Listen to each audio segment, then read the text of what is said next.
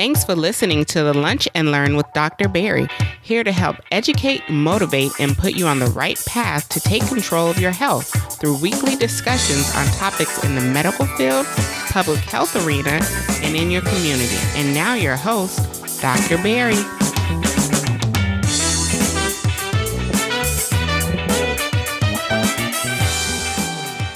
And welcome to another episode of the Lunch and Learn with Dr. Barry. I'm your host, Dr. Barry Pierre, your favorite board-certified internist, founder of drbarrypierre.com, as well as the CEO of Pierre Medical Consulting, helping you empower yourself for better health with the #1 podcast for patient advocacy, education, and affirmation. This week, we bring you an episode with student Dr. Aprylle Thompson, who's a fourth-year medical student. She again continues this discussion that we have on physician burnout, and really more aptly, medical student burnout. And she was very poignant during her interview, just talking about some of the trials and tribulations that she had to face as a medical student, some of the expectations of a medical student that I think, and I think she will agree with me as well, is really out of line for what we should be expecting of medical students. And she really asked the question, why don't we include medical students in this discussion of physician burnout? A discussion that is definitely had when we're talking about attendings and people who are in their career, but feeling signs of being down and depressed. But for some reason, we don't have this discussion when we talk about the medical students. And she really wants to make it a point. And what I loved about her interview today is that please think about the medical students. Again, remember that we're all human. And if we're all human, understanding that not only are the stressors that the residents and the attendings are going to feel, you best believe the medical students have their own pervasive feelings of concern. So I want you to, again, check out this week's episode with Aprylle Thompson, another fourth-year medical student, talking about medical student burnout. Let me know what you're thinking. If you have not had a chance, remember to subscribe to the podcast, leave us a 5-star review, and tell one friend to tell a friend about this amazing discussion we're having here on the Lunch and Learn with Dr. Barry.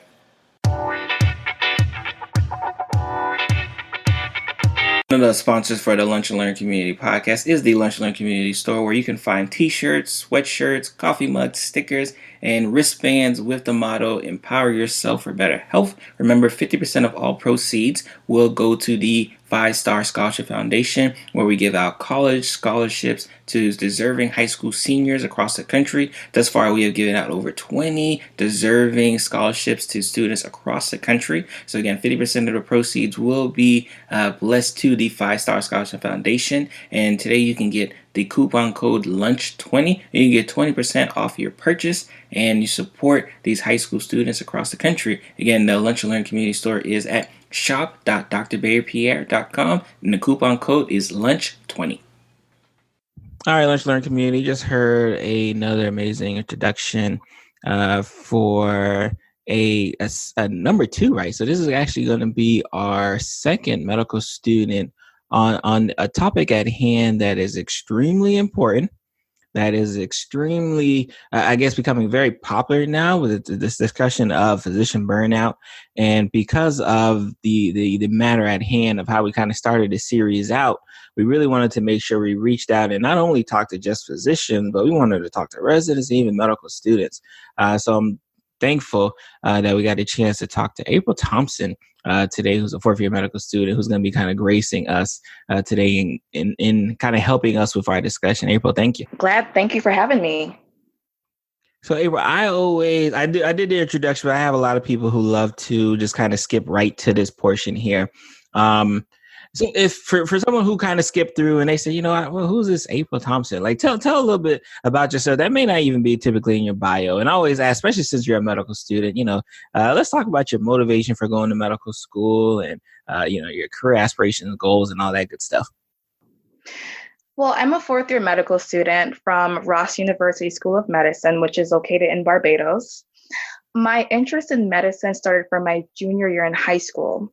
The reason being was because my aunt was unfortunately diagnosed with Creutzfeldt-Jakob Disease. So my family had to care for her around the clock. And as she deteriorated, she became more dependent on us.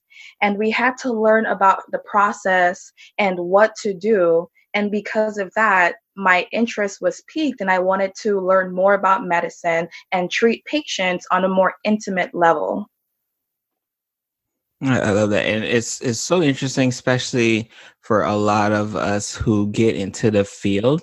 That a lot of times our first experience of medicine is a family member who really makes us appreciate the system at hand and really helps kind of put us in that situation where, like, you know what, I can be like that doctor one day. I always tell people about Dr. Gaston, who was my pediatrician growing up. And I just remember thinking, like, oh my God, one day I want to be like Dr. Gaston, because I just seen the hearts he was able to touch with just his interaction of being a physician. So, April, we're talking today about physician burnout, which is, again, especially for those who in the lunch learning community, a topic that's getting much fanfare as of recently, where to the point where they're even classifying it as ICD-10 codes and all of these things there that are really trying to make it seem as popular as it is. And when we had Dr. Nicole on the podcast, she talked about how this phenomenon isn't like a new issue. It's just gotten, it's kind of came out to light for that aspect of, people really being concerned about, the onus of being quote unquote burnt out. And what I want to talk about today, right, is really like how are not only physicians, but really how are, our people who are on the front lines, which are our medical students. What's that onus like? What's their thought process? So I like to start out just kind of talking about, as a medical student, what are some typical stressors, that you face on a day-to-day, month-to-month basis, just being a medical student? I believe the few stressors that we usually have are, well, number one is we have to impress everyone. That can go for the CEO of the hospital down to the garbage man. Not just that, as a medical student, sometimes we don't feel as if we know enough material to impress people. So we have that battle that we deal with within ourselves. And then we have to also learn how to balance everything, connect all the pieces together. So what I like to say is that we feel as if we really want to be at the table with everyone, but although we have the knowledge to get close enough, we're still not there yet. And then when you put in the hierarchy of medicine and what goes on in medicine, it just complicates everything altogether. And what was very interesting about that was for especially those who, may infer, like when we talk about the physician, right, who is typically one who, again, I say this all the time, like, they're in a job where they're supposed to be correct 100% of the time. But a lot of times people don't realize to get to that point, we face almost like a daily struggle of like, oh, I don't know enough. And I think and you said it right on the head, it's really bad in medical schools where we kind of, I always say, especially in the GME side, we kind of train backwards, right? Where like if you're a second year medical student, I start pimping you on stuff that the third year medical student knows. And if you're third year, I start pimping you stuff on the fourth. Like for some reason, every time you get to a certain level, we expect you to know a level higher than you're actually at. Yep, I've seen that. So question, as a medical student, and even when you're in the pre-med stage, were some of the stressors that you've been facing, were they expected? Were you like, yeah, I'm probably gonna have to deal with this type of stressors, or was there anything like, whoa, I didn't realize medical students had it like that? Honestly, before I started medical school, I thought it would have been a walk in the park. As ludicrous as that sounds, I thought it would have, I would wake up every day. I'll go to the hospital, help sick patients, get them back to their normal baseline, and then go home happy. That's what I thought. I didn't understand that some days when it rains, it will pour. And my thought process with there being sunshine and roses everywhere was obviously wrong. That's so true because now, did you have any family members in the health field prior to pursuing it? No, I was the first one. Yep. So yeah, same here. So when you're, and it's funny because most of my family, they all they all went like the business route and management. Like, so like I was literally the only one who was even on the pre-med side. Didn't have any mentors on that side. Didn't. So I think it's so true that when you don't know, what you're supposed to know, you're sometimes kind of walking in the dark. I mean, for example, a perfect example, like I didn't realize until I was let's say a sophomore in undergrad, like there was like this test that you had to take before you went into medical school, right? Like I remember just kind of walking into the career center, and when Miss Anderson, she asked, because shout out to Miss Anderson at Florida State, when she asked me like, oh, hey, what do you want to do? So I want to go to medical school. She's like, oh, have you been studying for like the MCAT? I'm like, what is that? Like, so just to give people an idea that it's not uncommon for people who want to pursue a goal, but because they don't have the mentorship there that they need to really be walking into, almost like, I want to say the firing squad, but it kind of is, especially in our system where we don't like to talk. And we'll talk about that later too, as far as how older physicians and people who've kind of been there, done that, don't really reach back enough to like say, hey, you know what? You're going to get in medical school and you're going to have to deal with some of these issues that you may not be ready for. So we just want to give you a heads up. I think apart from that, with my idea of the walk in the park, I think it's also the fact that TV shows don't do it justice either, like Grey's Anatomy. You think it's so happy and it's fun 24/7, but it's really not like that. Grey's Anatomy, Scrubs, ER, all of these. Yeah, trust me. Yeah. And it's so funny. My wife can't stand watching those type of shows with me because I'm like, oh, they don't even do that like that. Like it's like, I just be mumbling under my breath and I'm like, oh, okay, all right, sure. That's how it goes. For some of the stresses that, the typical medical student faces, right? And then I ask, especially because Ross University is an international medical school. What was that experience like? Not only going to medical school, but going to medical school in an entire different country. It was honestly a great experience, but I think I have a little bit of leeway because I was born in Jamaica and my family's from Jamaica. So it felt like I was at home. I was in paradise. I love it. And then I love it because when you hear of the international medical graduate, I know a lot of times they're saying, well, you're going to a medical school outside the country, but like, it's because we're not even taking the fact like, well, there's a lot of people who aren't actually born in the country who are also going to that school as well too. So definitely love that aspect of it.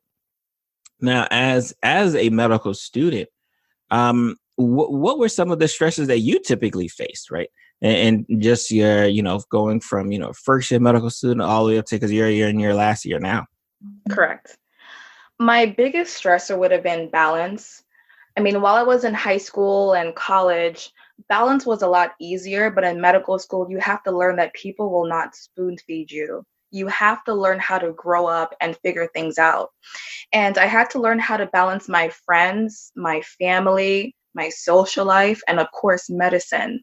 I believe that being a medical student or even a physician, it makes you realize that having just 24 hours in the day is not enough because everyone is pulling you in different directions and you're only one person. So you have to figure out how to break that up and split that up amongst everyone.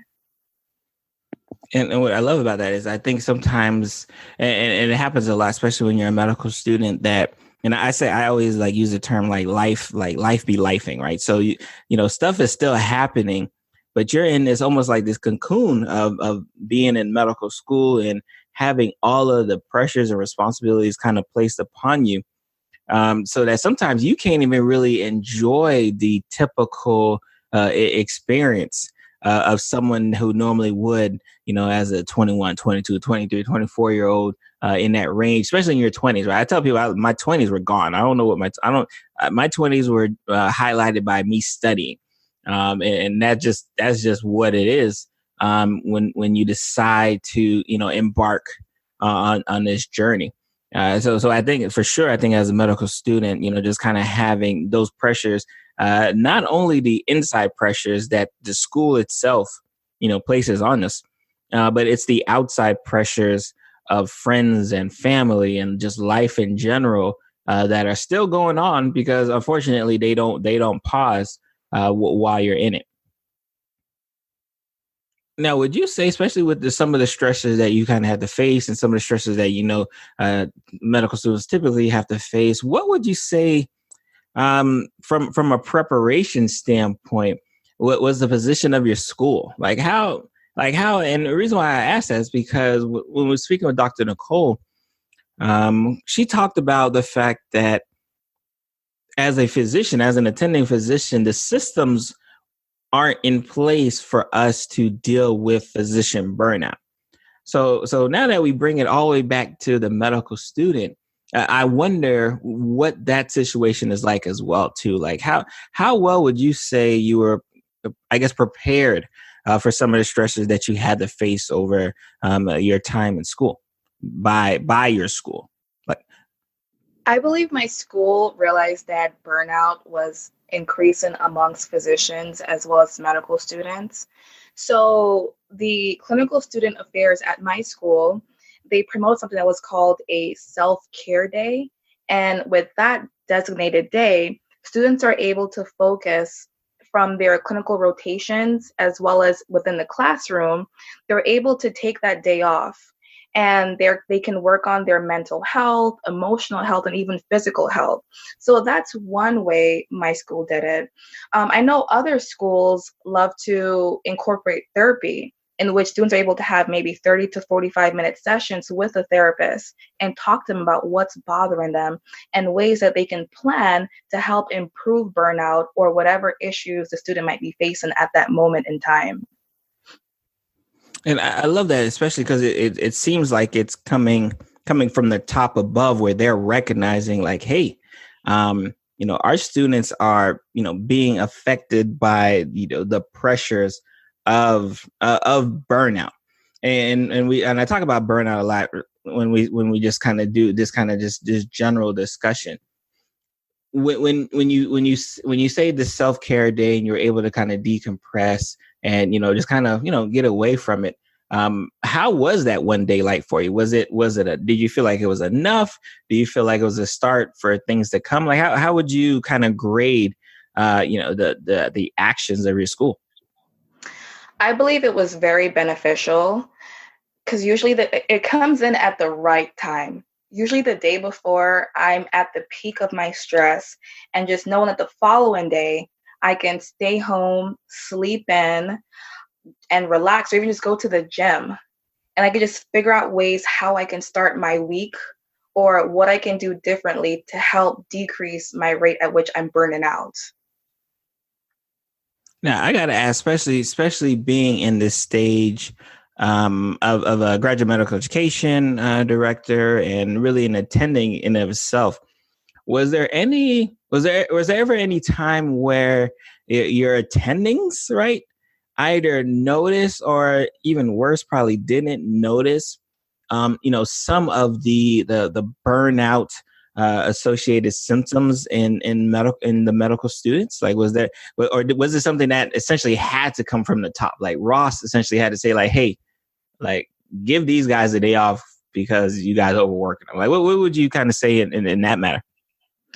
I believe students spoke to Ross about it because sometimes attendants can be very oblivious because the fact that they have to deal with their own issues and what's going on with their patients. Sometimes medical students are overlooked. But luckily for me, my program at Ross University, they're able to identify the issues that we have. And whenever we speak, they listen. So I've been very fortunate to be a part of this institute that really cares about their students to help fix the problem that's on a rise. I love it. And we've kind of hedged that a lot. But when you hear the term like physician burnout, and understanding that you're a medical student, right? So you're in, a few months is about to be the physician, who's kind of, I guess, walking into, this field where, this aspect of physician burning out is very real. What do you think about it when you hear the term? I believe the term physician burnout, it's very synonymous to the word overworked. So when it happens, we don't perform our best. And when we can't perform our best, we're not able to treat patients to the best of our ability, which will increase the rate at which medical error occurs. I love it because, and I think you really hit it on the head. Because like I said, not that I have a problem with the term physician burnout, but I do think it's something that's masking problems at hand. And sometimes I feel like, especially when you kind of title the phrase a physician burnout, you're putting the onus on the doc, right? But not putting the onus on all of the other factors that got the doctor to that point. It's just like, oh, well, Barry burnt out, right? Like that's all it is. It's like, oh, Barry burnt out, but not realizing, well, Barry burnt out because the hours are too long. Barry burnt out because he couldn't take care of his patients the way he wanted to take care of his patients. Barry burnt out, right? Because the frustration of maybe not getting paid enough will continue to grow. Like all of these different reasons, but when it's titled physician burnout, all you hear is like physician is the onus and the physician is the responsible party associated with it. So I definitely for sure love that definition because I think it's so true, and it really kind of casts light on a system that again has seemed to now trickle down. And I'm not sure if was purposeful or I'm not sure if it was just a cumulative effect, but something that's kind of purposed all the way down to now the fact that you could be in training and still kind of experiencing these symptoms of burnout.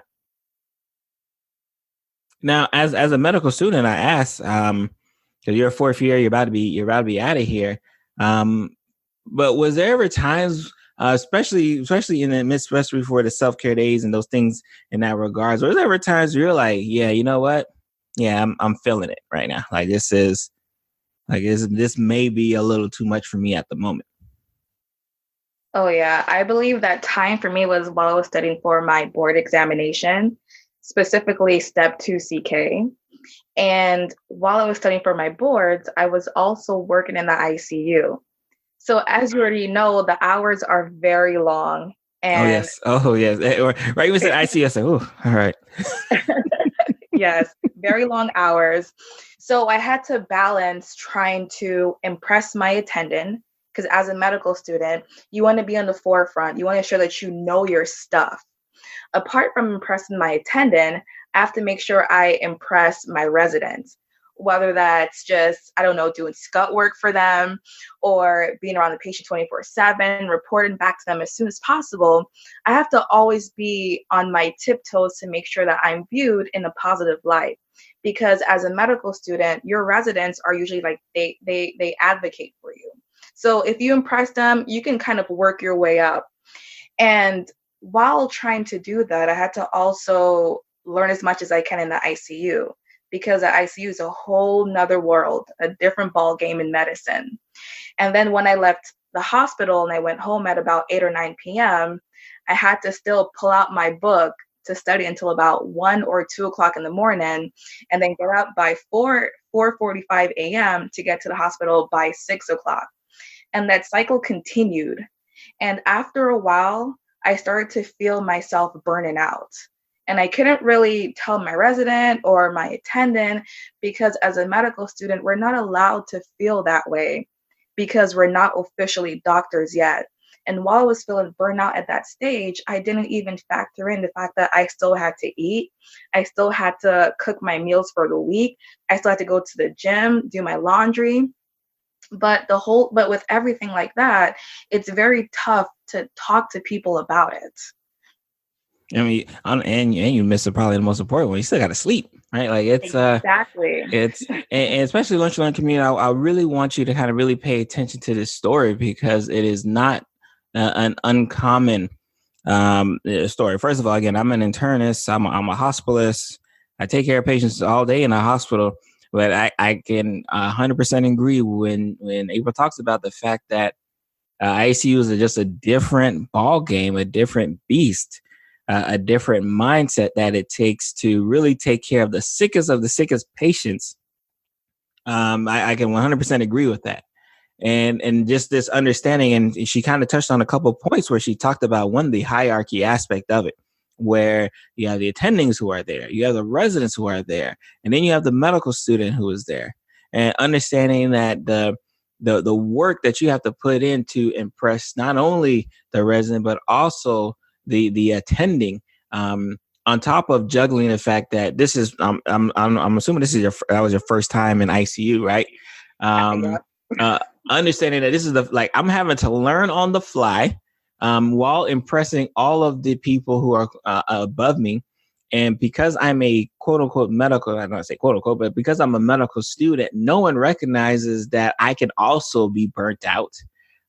Is definitely a quandary that a lot of our medical students, I realize, are facing in this aspect of quote unquote training. And that's again, we shouldn't want to train our physicians to have to deal with that level of burden or stress. Because trust me, it ain't like that when you're an attending. I can tell you wholeheartedly, just so you can see some type of light at the end of the tunnel. That level of work isn't there, but it's a different type of stress that you're going to be walking into. Yeah, you guys live the good life. Right. So it's one of those things where I'm becoming very keen now, especially with physician burnout, being discussed on a more and more aspect of it. Understanding that yes, I'm as physician, because again, I used to be naive. I used to say when they talk about physician burnout, it was people who've been in the game 10, 15 years and they were just getting tired. But then when I started walking around and I'm at a residency. Let's see, 5 years now. So I'm 5 years out of residency. And I'm seeing colleagues who are around my age exhibiting and talking about like they're tired and done. So if you could be 5 years out of training and already experiencing those symptoms, definitely something needs to occur and change. When you were doing the ICU month, right, and you are recognizing like, hey, like I'm not sleeping, I'm not eating, I'm not, usually probably not talking to friends, like I'm not doing the things I need to do to kind of take care of my own. The support system that was there, can you talk a little bit about it? Is this where like the self-care day really kind of came into play and really kind of helped you, or what was happening during that time? I believe I've been very blessed to have a big support system, specifically my family. From the moment I told them I wanted to go to medical school, they've been there with me from day one. Whether it's if I had a bad day, if I had a happy day, for me, whenever I leave the hospital, the first set of people I call are actually my parents. We talk about my day. I try to replay how the day went. If it was good, they're happy. If it was bad, we talk about ways in which I could improve it tomorrow. And apart from talking to my parents, my fiance has been a great support system as well. Whenever I vent my frustration to him about what's going on in the hospital, he listens. And he listens very closely, and he helps me think about ways that I can de-stress, ways that I can improve myself for tomorrow. So in that way, I don't bring the load from the previous day to the next day. And it makes me feel 10 times better when I'm able to vent to my parents and my fiance about what happened. Oh, and what I love about that, especially because I want to hit you with a follow-up question. Is your fiance in medicine or in the health field or outside of it? It's funny you ask me that. A lot of people love to ask that. Nope, he's not. and the reason why I asked, especially because you talked about how understanding he was, is that sometimes, right, a lot of our friends outside of our bubble don't really comprehend, right, the level of stress that we're dealing with. So I definitely want to say you're very fortunate to have that person who can kind of understand like, hey, like, nope, she's on ICU this month. I'm probably not gonna see her as much as I want this month. I'm not gonna make her feel guilty for not seeing her as much as I want this month. Like those types of things that can kind of build upon a relationship or, hurt a relationship when there's that communication disconnect. And especially having the parents as well too, like I say, because having someone to just kind of like say like, oh my God, today was crazy, and just be able to talk about it is definitely something. Because one, right, the field that we're in, right, our typical conversations we just can't really have all willy nilly, right? No one's unless you're in the field, no one's going to really understand like, yeah, like I had to see like 40 patients today, or yeah, I had to be in surgery for 10. Like they're not gonna really understand it. But if they're able to be, sympathetic to the thoughts and your feelings, it really helps you. It really helps kind of leave the stress that is usually there when you walk into that building, whether it's a clinic, whether it's a hospital, but be able to go home and have that stress behind. Exactly. And that's why I think it's great that he's not in the medical field as well, because when I vent my frustration to him, I just vent and then that's that. I don't have to bring work home every single day. I love it. I love it. Now, especially as and we talked about just the system in general, of just our medical training, and again, I have some personal thoughts about just training, and especially not only being going through the process of being a medical student and medical resident right now and attending, but also now being on the other side where I'm also training physicians to be attendings as a program director. What do you think about just our system in general, right? Like, is it our system that's really set up for people to burn out, right? And especially when we talk like all the way down to the medical student, like, is it just set up so that people are going to burn out just because of the way we do our things? I believe so, because in this system with medicine, not all physicians, but a lot of physicians, medical students are taught by intimidation. And sometimes we're not allowed to feel tired or we're not allowed to know something. And if that happens, sometimes we can be scrutinized by physicians. And the culture of medicine with that, I hope it changes sooner than later. And students overwork themselves because we want to impress everyone. So we sacrifice our mental health, our emotional health, and even our physical health just to prove a point that we are good enough and that we are equal to everyone else. Ooh, I love that. I love that. And I can tell you that's going to be a quote somewhere. We're definitely going to throw that quote somewhere, because it's such I love the word intimidation, because it is such a word that unfortunately does not stop, right? Like it's one of those things where I remember being a pre-med student and feeling like if I'm studying, with this person next to me, this person may be able to take my spot in medical school, right? So I had to, be fierce, be tougher to try to get that one last spot, right? Quote unquote last spot. And then it's the feeling that does not change when you get to medical school, right? Where not only are you feeling the intimidation from your colleagues, right? And I always joke this because sometimes I used to joke, especially in medical school. I used to think like, y'all realize that we're gonna be colleagues, right? Like I'm not your like enemy, but they still bring those kind of same types of feelings into that atmosphere. And then you walk into a system, especially for those who may know lunch learning community. What typically occurs, depending on the school, but some schools differ, is that your first couple of years of medical school, you are essentially kind of doing a lot of the book work, kind of, laying down the foundations from a basic science aspect. And then your last couple of years, you're actually in the hospitals, in the clinics, in the wards, kind of seeing direct patient care on a more of a full-time basis, right? For those who may not know in the lunch learning community.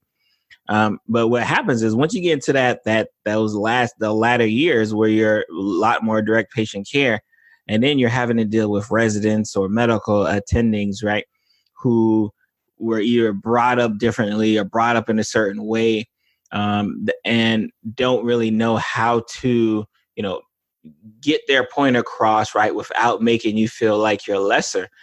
This is a very, very common problem for medical students. And again, you talked about the pressures, not only the pressures of board exams, right? But the pressures of, oh, if I don't perform and this resident don't like me, they give me a bad grade, and they tell the attendant to give me a bad grade. Like, and all of these things there that they have to perform on a day-to-day basis, 24/7, right? And that's a pressure that I always tell people, like, most career professionals do not have to kind of deal with the pressure that the physician has to deal with.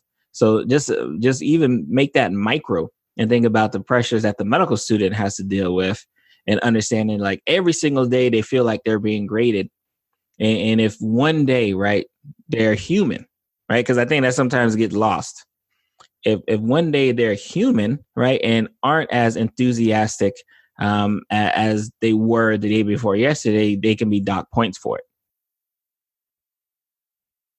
And I think we definitely, I think especially when it comes to physician burnout, because I think a lot of times I tell people, when you have a physician who's burnt out, understand that they're not just going to flat out quit. They're going to keep working. They're going to keep seeing patients. They're not going to do it effectively, right? But they're going to keep on doing it. So when we talk about kind of like physician burnout and then what it can ultimately lead to, right? I think a very important topic, and one that, really, I think probably should get much more fanfare than it is just the aspect of, the physicians even committing suicide, right?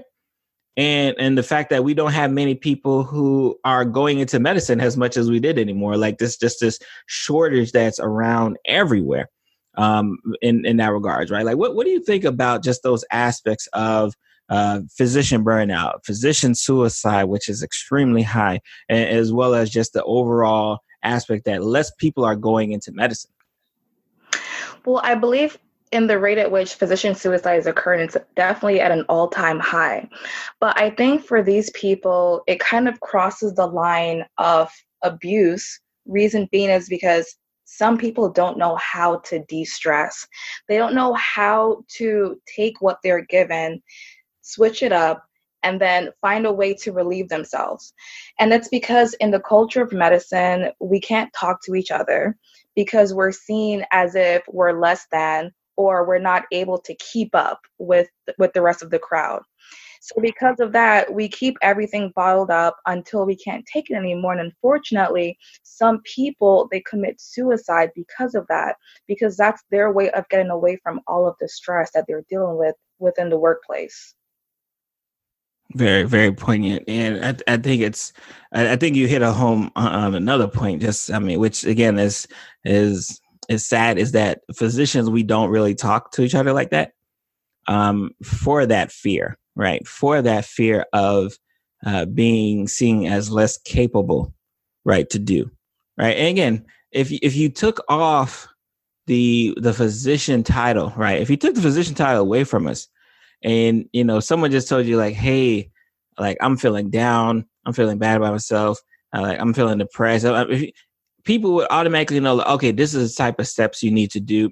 But people wouldn't say, like, okay, you're less of a blank because of it. But for some reason, when it comes to physicians and they feel that aspect of burning out, right, that automatically, like, goes to the top of their head, like, people are going to think I'm less of a physician and I can't take care of the patients like I used to be able to take care of, because of I'm actually acknowledging the issues that I'm going through. It's funny you say that, because I believe as physicians, sometimes we dub ourselves as being superhuman, because even the burnout could just be from ourselves too, because we actually look at one another as if we're greater than thou. And we're not allowed to not know something. We're not allowed to feel tired, because even sometimes the outside world, they don't see that, but we put it on ourselves.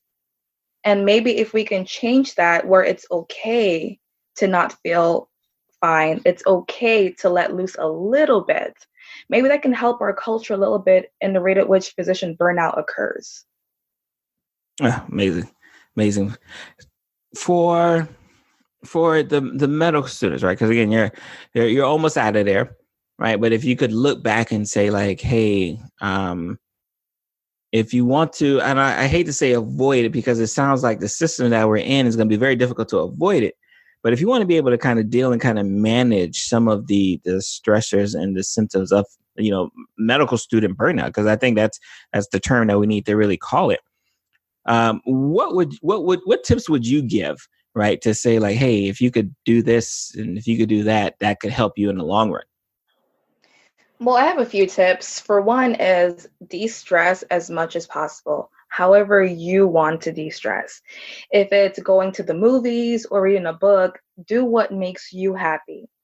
Secondly, I believe exercising is very important because, as we all know, you'll have an increase in endorphins, which will make you very happy.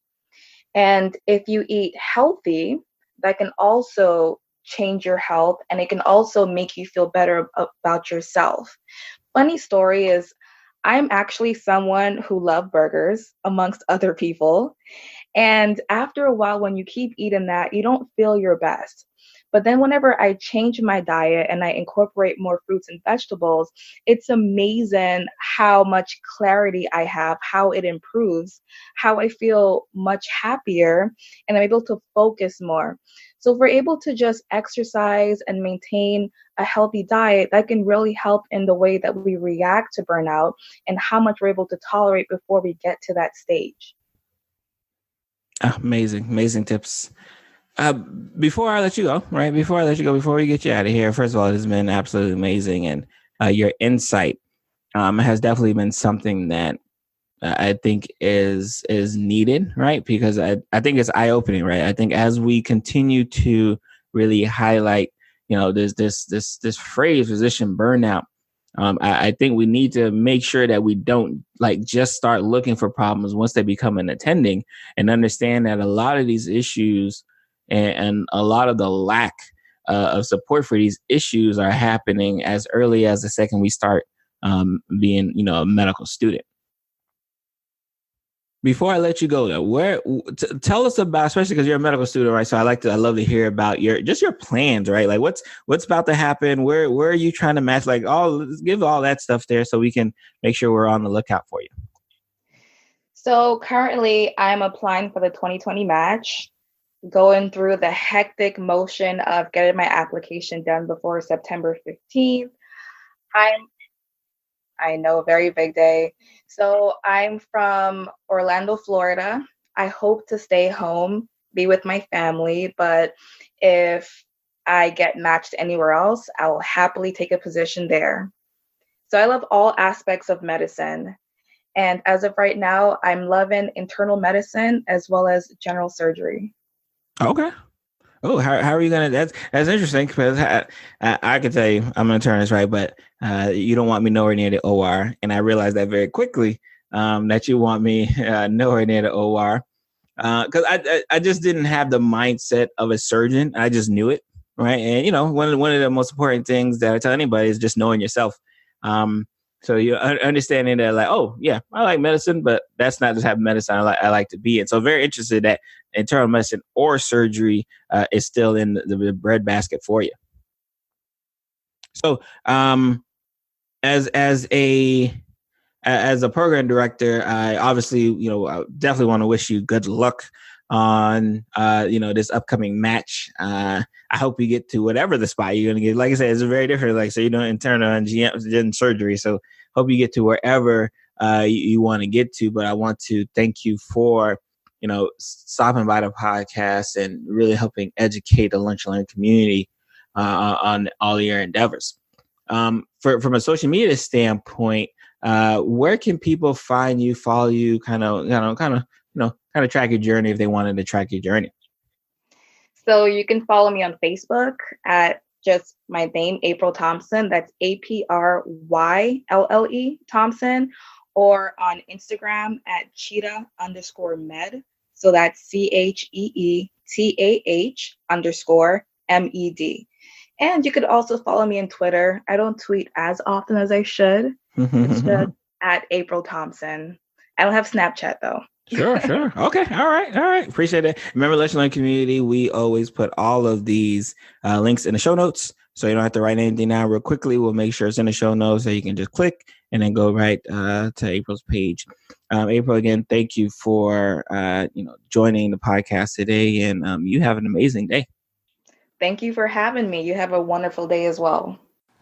Thank you for getting to the end of the show. I am your host, Dr. Barry Pierre, host of the Lunch Learn with Dr. Barry, and this is another amazing episode that we like to bring to you week after week on betterment of empowering yourself for better health today. If you have not had a chance, please go ahead and subscribe to the show if this is your first time listening. If you already listen and you've already subscribed, make sure to leave me a 5-star review because your support is absolutely important in keeping the show moving as it is. And if you have not had a chance and you want to check out today's show notes, always head over to lunchlearnpod.com. That is lunchlearnpod, all in one word, .com, and you can get the access to my show notes for every single episode, but especially the one you just listened to. And I'm going to see you guys next week. You guys be blessed. Bye.